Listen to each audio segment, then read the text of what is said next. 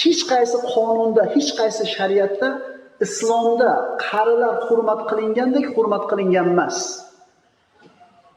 Qarilarni hurmat qilishlik dinimizning asoslaridan deb aytilgan.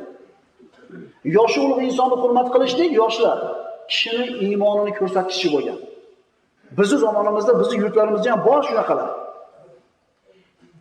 Qarini ham bilmaydi, yosh bolani ham bilmaydi.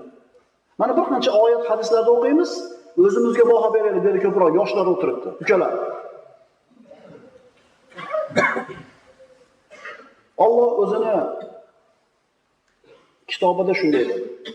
Summa ja'ala min ba'di quwwatin za'fan va shayban. So'ngra kuch-quvvatdan keyin yana nochorlik va qarilikni paydo qildi. Yoshi ulug' inson hayotiy tajribasi katta, aqli butun, qo'lida moli bor bo'lishi mumkin, mansabdor bo'lishi mumkin, lekin bari bu ham zaif. Sog'liq jihatidan, quvvat jihatidan, oilaviy bir sharoit jihatidan baribir nima bo'ladi? Zaif.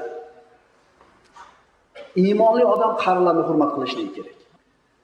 Yoshi ulug' kishi hurmatga loyiq ekanligini Payg'ambarimiz sollallohu alayhi vasallam Imom Buxoriydan keltirilgan hadisda siz bilan bizga bildirdi.